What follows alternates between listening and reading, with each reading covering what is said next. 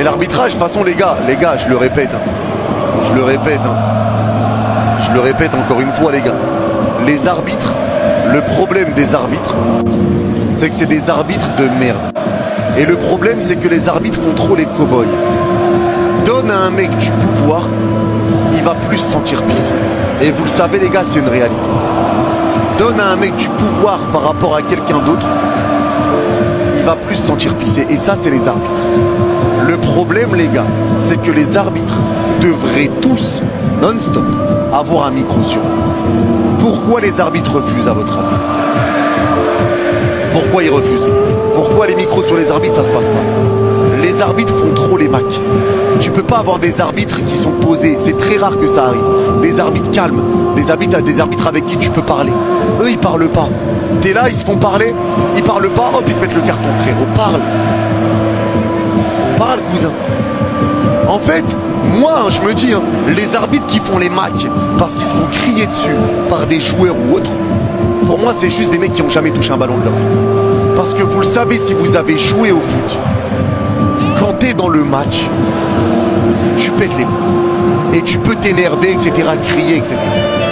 Mais tu peux être autoritaire sans faire le match, sans faire le cow-boy. T'es là, visage. Les gars, les arbitres avec leur visage tout fermé là. Tu vois, on dirait les clébards avec la gueule toute renfoncée là.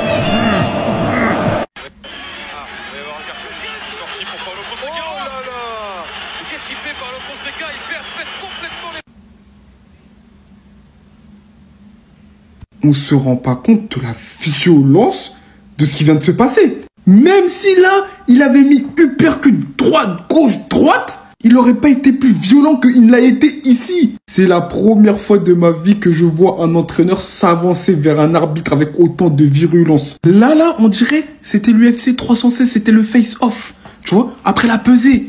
C'est une dinguerie, même je pense John Jones et Francis Ngannou là, s'ils faisaient un combat, ça aurait pas été aussi violent que ça. Il s'est avancé avec tellement de virulence. Non, je suis choqué et je suis pas le seul à être choqué. Regardez dans le public, même lui, il a mis sa main pour sa bouche, il dit non, il va se passer quoi là? Là, il dans sa tête, il disait, il va démarrer. C'était fini pour lui. Qu'est-ce qui se passe en Ligue 1 après le pétage de plomb de Longoria là? Quand il a dit non, tout corrupte, tout corrupte. Maintenant, c'est Fonseca, il devient fou, il veut foncer sur les arbitres. Non, là, je crois là, les arbitres, ils mettent à cran tout le monde. Mais quoi qu'il arrive, quoi qu'il en soit, c'est pas un comportement à adopter. Je suis désolé, peu importe, t'as une posture à respecter. Et là, Fonseca, t'es sanctionnable.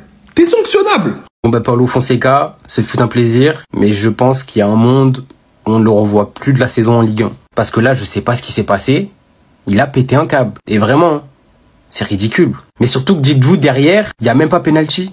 Il y a hors-jeu. Donc il s'est énervé pour rien. Alors après, je pense qu'il a énervé, c'est que la VAR intervient sur une main qui n'existe pas. Normalement, je dis bien normalement, la VAR n'aurait jamais dû intervenir et le match aurait dû se finir tranquillement. Et je pense que c'est ça qui l'a énervé. Mais vraiment, c'est pas une réaction à avoir, c'est ridicule. Là, l'image que tu donnes, elle est pas bonne. Mais là, potentiellement, tu laisses complètement tomber ton équipe. Parce que là, vraiment, venir tête contre tête avec l'arbitre, je ne sais pas ce qu'il va prendre, mais ça va être quelque chose. Moi, je vous le dis, mais je pense sincèrement qu'il y a un monde où on ne le voit plus jusqu'à la fin de la saison. En plus, on sait de l'atmosphère qu'il y a autour de l'arbitrage en France actuellement, et ça va pas aider. Mais vraiment, il fallait garder ses nerfs. Là, sa réaction, elle est ridicule. Et surtout que derrière, en fait, il n'y a même pas penalty. C'est ça le truc.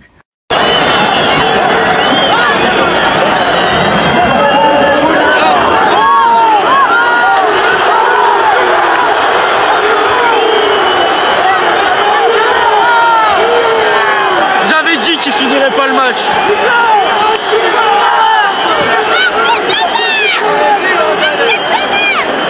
Il va donner le péno juste pour ça.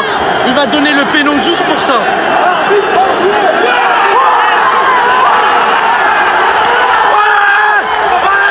Ouais, c'est vrai que c'est vraiment inadmissible ce qu'a fait Fonseca. Il faut espérer que la sanction soit sévère.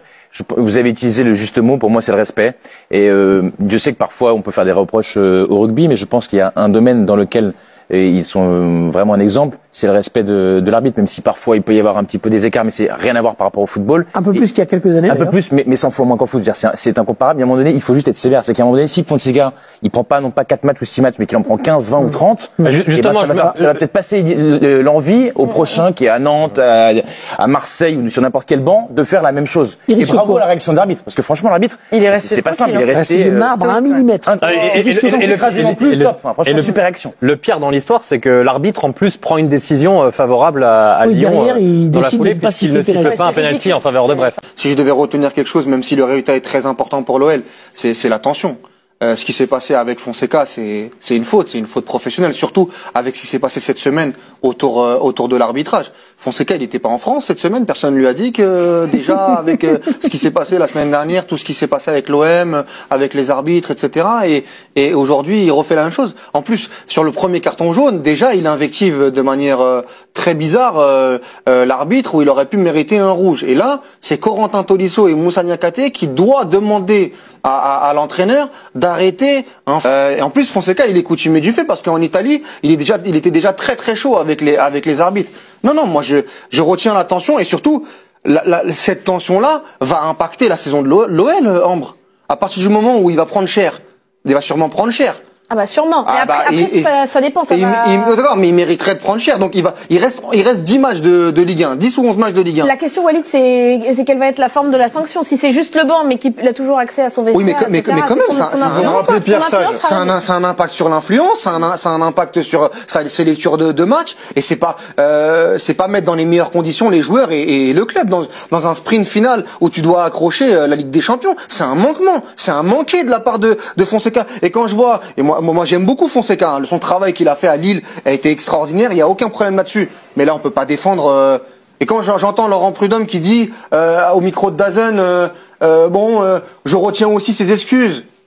D'accord, mais attends, trop facile, quoi. Attendez, mais il a fait quelque chose de grave aujourd'hui, Fonseca, et qui peut coûter à Lyon sur la fin de saison, qui va coûter à Lyon sur la fin de saison. Il va y avoir un carton rouge sorti pour Paulo Fonseca. Oh là là! Et qu'est-ce qu'il fait, Paulo Fonseca? Il perd complètement. Aïe, les gars, Paulo Fonseca qui pète complètement un câble, l'entraîneur de Lyon. En plus, il fait ça alors que son équipe mène 2-1, que c'est la dernière minute de jeu et que son équipe l'a emporté 2-1. Il s'est pénalisé et là, il va risquer très gros en termes de suspension. Parce que là, les gars, il s'est mangé un rouge et il est carrément allé faire un tête-à-tête avec l'arbitre. Là, à deux doigts, il lui dit viens, on sort, on va se taper. Et il a mis son front sur son front.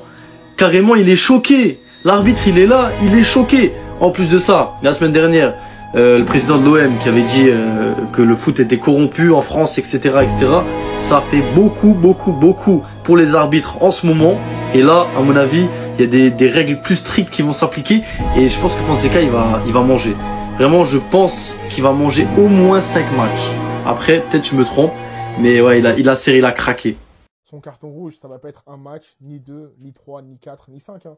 Ça va être beaucoup plus, les gars. Je préfère vous le dire dès maintenant. Parce que là, cette scène lunaire à laquelle on a assisté aujourd'hui, je crois que c'est inédit dans l'histoire de la Ligue 1. Dans mes souvenirs, aucun coach n'a fait un tête contre l'arbitre. Et Fonseca, il l'a fait. Il a pété son câble, il a pris son rouge.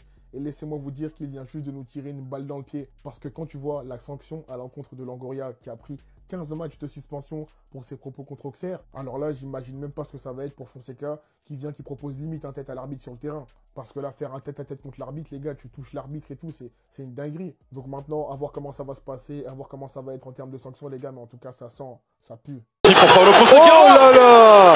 Et qu'est-ce qu'il fait, Paulo Fonseca? Il pète complètement les plombs. C'est incroyable de voir ça.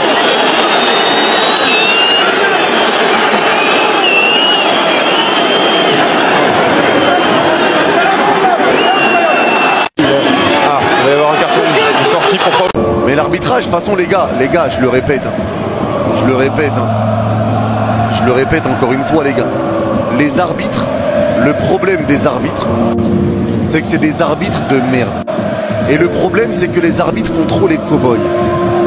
Donne à un mec du pouvoir, il va plus se sentir pissé.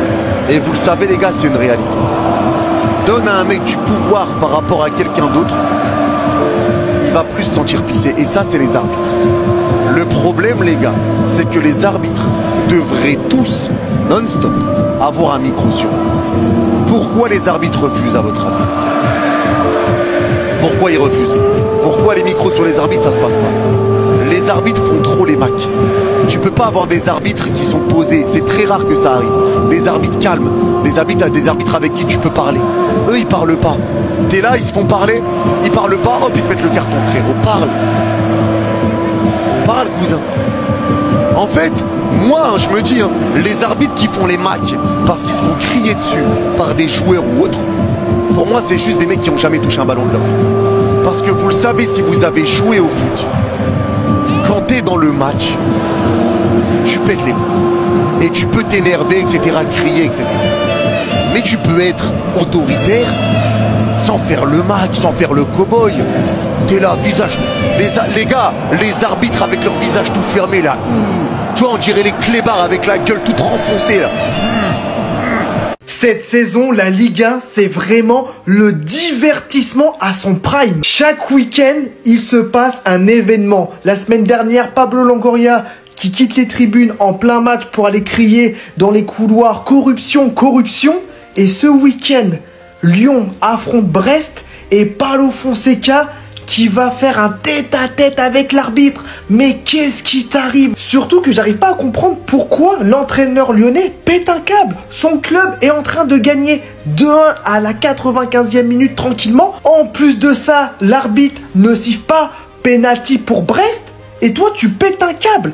Les gars, expliquez-moi. Moi, j'arrive pas à comprendre pourquoi Paulo Fonseca a pété un câble. Pour rappel, Mehdi Benassia, pour ce geste, le geste du doigt à l'arbitre, il a pris 3 mois de suspension. Là, je suis désolé. Paulo Fonseca, tête à tête avec l'arbitre, c'est plus grave. C'est plus grave que Mehdi Benassia. Donc j'ai hâte de voir la sanction. 7 mois de suspension pour Paulo Fonseca, voilà les sanctions qu'il risque et qu'il devrait normalement avoir. Alors dites-moi déjà dans un premier temps, si ça paraît énorme, moi je vous le dis d'entrée, oui, ça me paraît énorme. Alors moi j'ai une petite pensée à tous ceux sur ma vidéo précédente qui m'ont dit « Ouais mais Pipi, tu verras, il aura seulement 3 matchs !» Bah tiens, la preuve que non, il aura pas 3 mois. Quand on voit Mehdi Benassia qui a pris 3 mois de suspension pour intimidation sur le 4e arbitre sans l'avoir touché, je pense quand même que là, notre ami Fonseca, on va pas le revoir d'aussitôt. Alors moi sincèrement, c'est que pour moi, ça me paraît énorme, ça me paraît beaucoup. 7 mois, ça fait au moins 30 matchs, ok? Ça serait moi, encore une fois de plus, j'aurais mis 15 matchs, basta, l'histoire elle est réglée, les gars, ça reste aussi un être humain, hein? Il pète un plomb, oui, on n'a pas à le voir, je l'ai dit sur ma vidéo précédente, c'est inadmissible ce qu'il a fait. Perso, 15 matchs, ça me paraît raisonnable. Dites-moi, vous, ce que vous en pensez dans les commentaires. Est-ce que la sanction, elle est un peu élevée pour lui? Oui, non? Les amis, je ne sais pas si vous avez vu le pétage de plomb de Paulo Fonseca, l'entraîneur portugais qui évolue dans le club de l'Olympique Lyonnais. L'entraîneur portugais a totalement vrillé après avoir reçu un carton rouge. Pire encore, il souhaitait en venir aux mains avec l'arbitre jusqu'à mettre son front contre son front en l'invectivant de toutes les insultes possibles. À l'heure actuelle, quand on sait que Pablo Longoria a hérité de 15 matchs fermes après avoir dit des propos qui ont fait plus sourire que réagir, je le précise, championnat de mer, tous corrupts. À l'heure actuelle, les amis, j'aimerais connaître les sanctions posées à l'entraîneur portugais, car effectivement, oui, là, on parle d'intégrité physique. Et même si je ne souhaite pas de sanctions pour l'Olympique Lyonnais, là, on peut parler d'un entraîneur qui est parti beaucoup, mais alors beaucoup trop loin. Les amis, vous êtes nombreux à me suivre et je vous en remercie. Et si ce n'est pas déjà le cas, n'hésitez pas, abonnez-vous, on se retrouve pour une prochaine vidéo.